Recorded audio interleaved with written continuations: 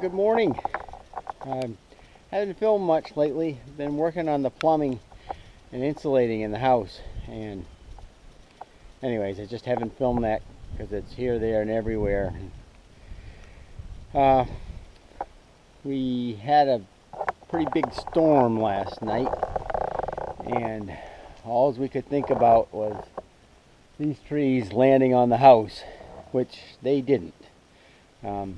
Usually the storms come from that direction. You can see our tent took a beating. But this time it was more of a southerly wind, and it came from this direction.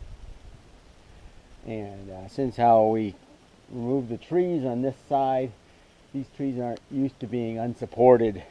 And we thought, oh, that's gonna have trouble. So those trees are definitely going to be coming down at some point, just so that we don't have to worry about stuff falling on the house. But I did hear a big crack and a crash right before it got dark, and I'm like, uh-oh. And so that's what I looked out the window to. A really big tree just demolished the sawmill shed. And I was over there this morning, and it looks like it might be okay, because the sawmill shed is on this, the sawmill head saw is on this end, and anyways, kind of a bummer, but I guess that's what you get for building in this kind of environment. Anyways, I'll go walk over there and turn the camera again, and I'll show you what we're up against. All right, that's the tree that broke, and earlier this summer it was forked, and the other half broke off that way. And of course, this is just a very weak spot thanks to the white pine weevils. And since that had happened, we've had storms blow from this direction, which it did seem to be okay with. But like I said, the wind came from this way towards us, and didn't like that. So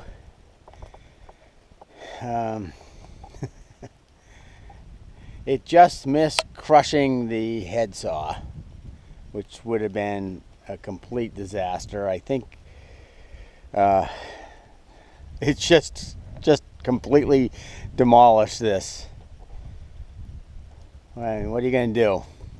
It's just stop crying about it and let's get on with fixing it. So I got the chainsaw this morning, and I'm going to start cutting away all the stuff around the head saw here, and then get the screw gun and start taking off the metal roof. So I would really like to be finishing up the plumbing today, but this is kind of a priority. So I'll set you up and show you how I'm going about this. All right, here's another view of this end.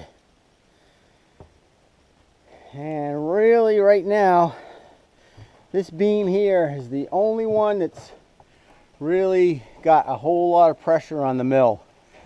I sighted across the saw blade, and it looks like we're still pretty parallel, so I'm hoping that that's not going to be an issue. Of course, the control box is bent, but you know, I can take that off and fix it, or I can do something and bend that back. But that big of a tree falling from a height, even the timber frame didn't stand a chance. Just smashed right through that beam there like it was nothing. So anyway, I'm going to get the chainsaw going, and we'll start relieving the pressure off and start taking some of this off.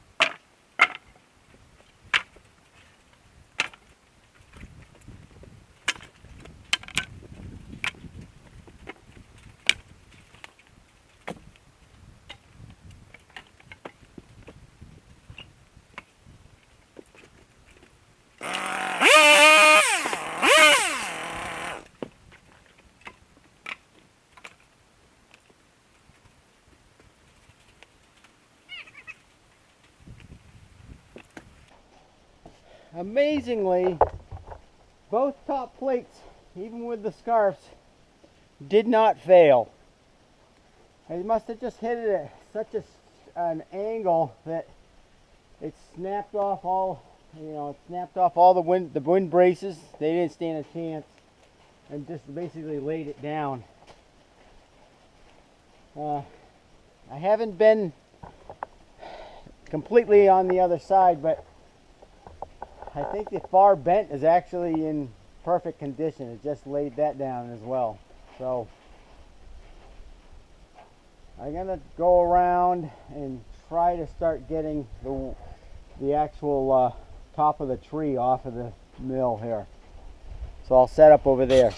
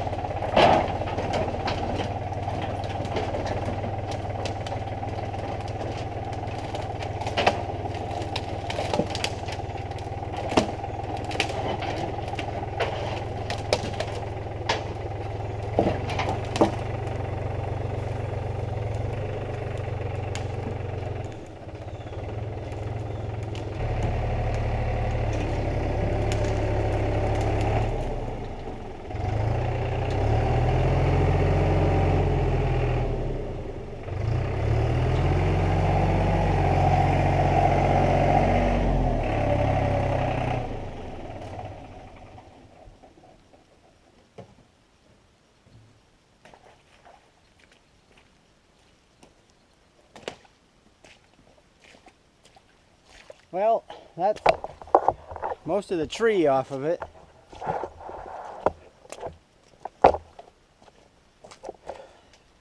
You see this top plate still, I think that's pretty good. I think I'll be able to salvage quite a bit of this. But the next step is to take all the metal roofing off.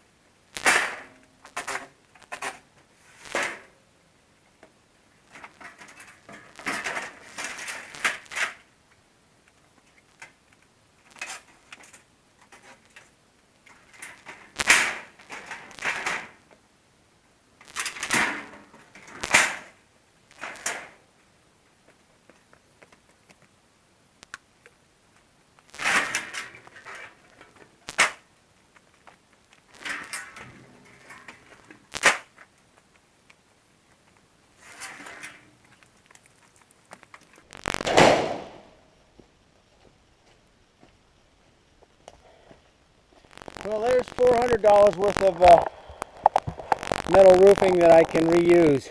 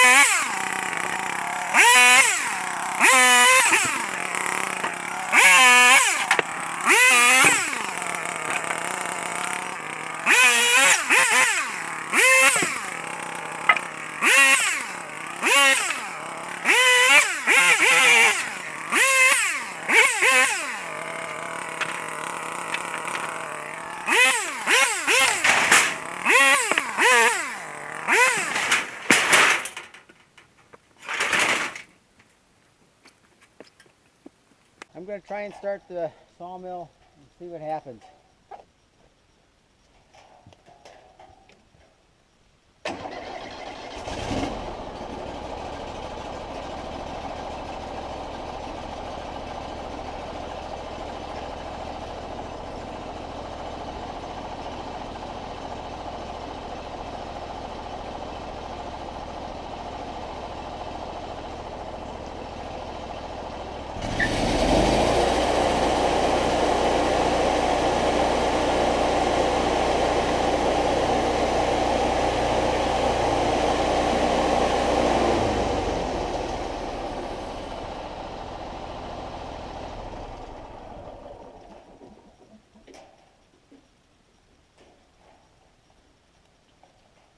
that's excellent news. I think I can just order another one of these things here. This is, it's bent down here. I think I just order a new one, change that out. And surprisingly, I think I haven't run it down the bed, so I don't know if it's still in alignment, but that's very positive. So I'm gonna keep taking stuff off, and I'll film some in a little bit.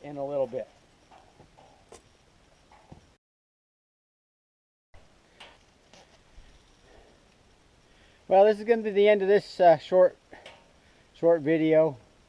As you can see, I got it all cleaned off. I sighted down the top rail and it's perfectly straight. So the only thing that's really, I have to do some test cuts on here. I did start it up and run it back and forth slightly, but I'm going to have to do some test cuts to really find out if it's still in alignment.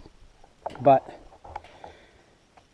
the only thing that I can see that's actually wrong is this got bent so that it tipped the whole control panel down. So I am going to try, not today, at some point I got to take that whole thing off.